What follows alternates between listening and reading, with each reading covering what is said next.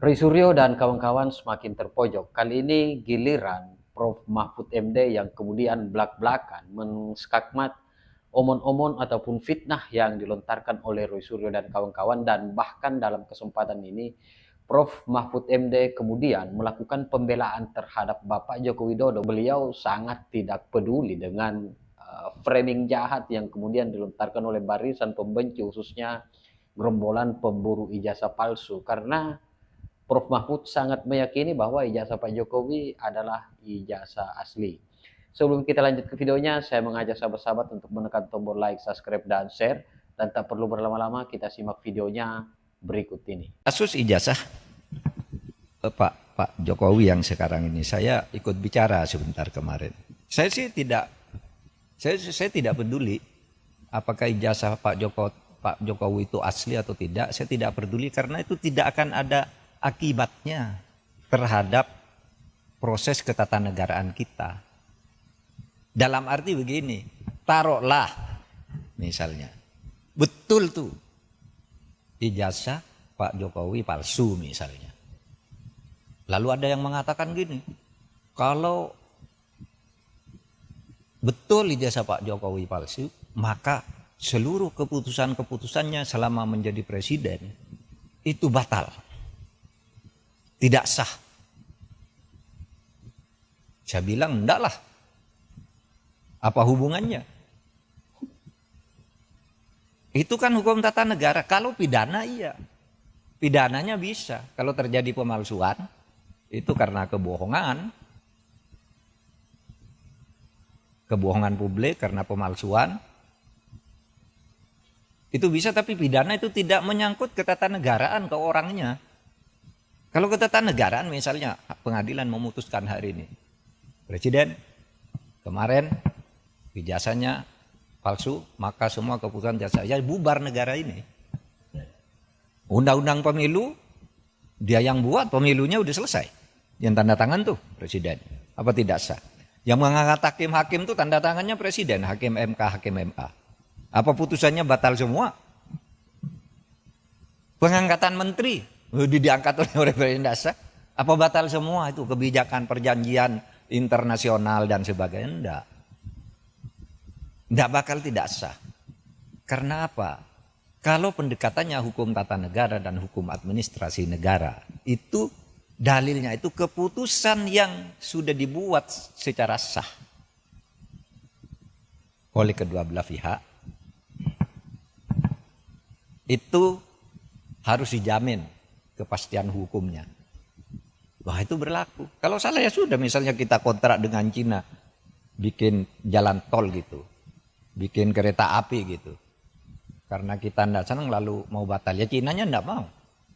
Kita terikat oleh hukum internasional juga dalam sengketa internasional.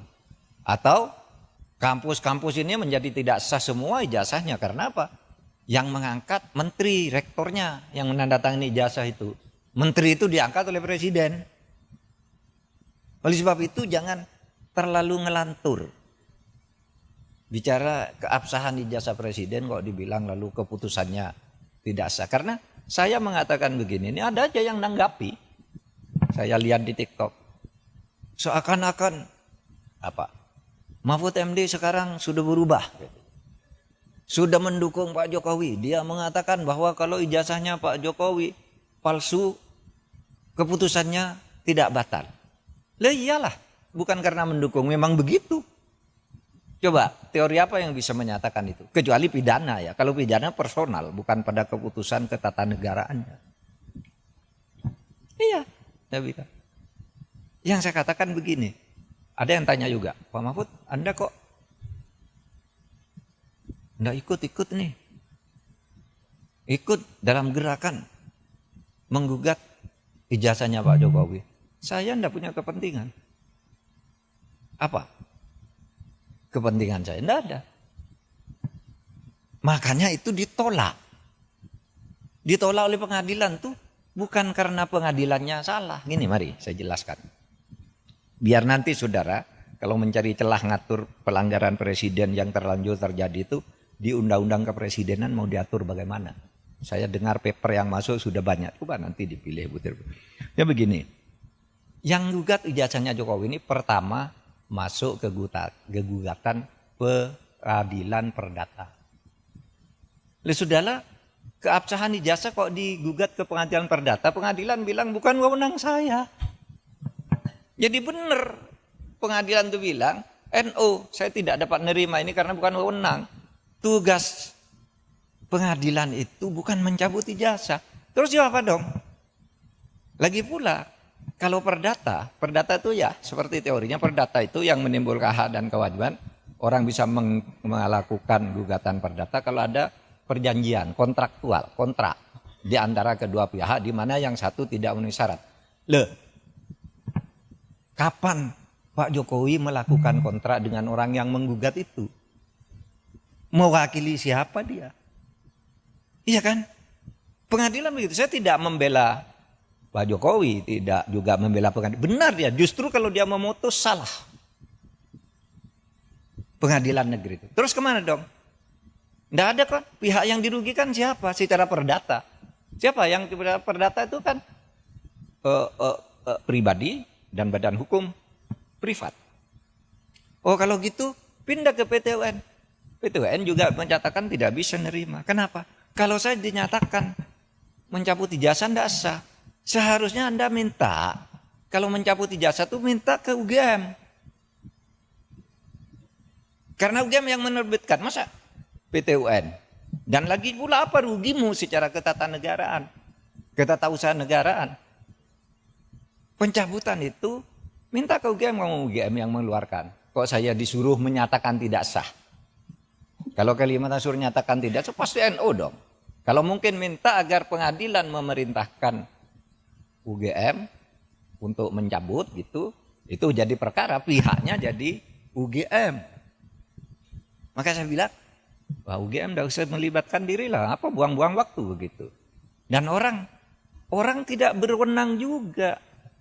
Lembaga hukum perdata privat, kelompok orang datang ke UGM memaksa saya meminta lihat ijazahnya Pak Jokowi, tidak bisa. Kalau begitu setiap orang bisa datang ke sana minta melihat ijazahnya Pak Mahfud itu apa.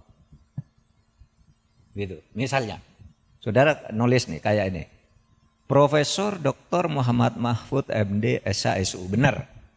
Tapi sekarang yang beredar, Profesor Dr. Muhammad Mahfud MD SHSU MIP. Yang di kepres yang terakhir itu ada MIP-nya. Saya tidak pernah mengusulkan nama MIP itu. Tapi saya tahu, kira-kira orang yang membuat kepres ini tahu bahwa saya punya gelar MIP dari UGM. Tetapi MIP itu sudah ditulis di SU itu, karena saya lulus UGM S2 itu. Waktu itu lulus, tahun 87 itu gelar S2 UGM namanya SU, Sarjana Utama. Sesudah itu ganti MA, Magister Artium. Sesudah itu berubah Magister Ilmu Politik, Magister Ilmu Hukum, Magister Ilmu Teknik, kayak gitu-gitu. Sebenarnya SU itu sudah mewakili MIP. Kalau orang lalu minta ke pengadilan cabut saya tidak masang sendiri, saya tidak tahu. Nah, oleh sebab itu sekarang saya katakan, kalau gitu masuk ke pidana.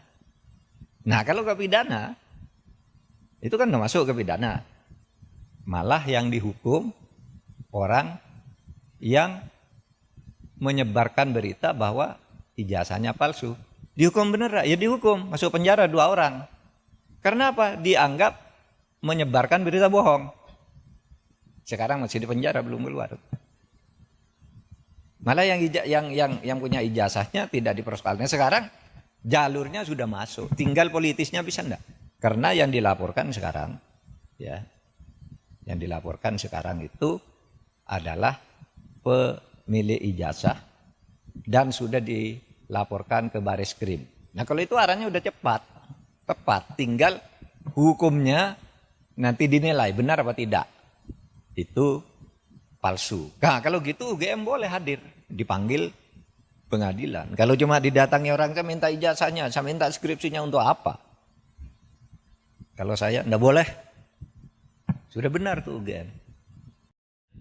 Sangat menarik dan luar biasa pernyataan yang kemudian disampaikan oleh Prof. Mahfud MD, dan semoga ini menjadi proses evaluasi dan juga proses pembelajaran bagi mereka gerombolan pembenci, khususnya pemburu ijazah palsu Jokowi yang senantiasa menyerang Bapak Joko Widodo dengan tuduhan ijazah palsu, yang selama ini sibuk kuar-kuar terkait tentang digital forensik, apalah segala macam. Akhirnya Prof. Mahfud membantah secara gamblang, secara mentah, pernyataan-pernyataan fitnah yang dilontarkan oleh gerombolan pemburu ijazah Bapak Joko Widodo.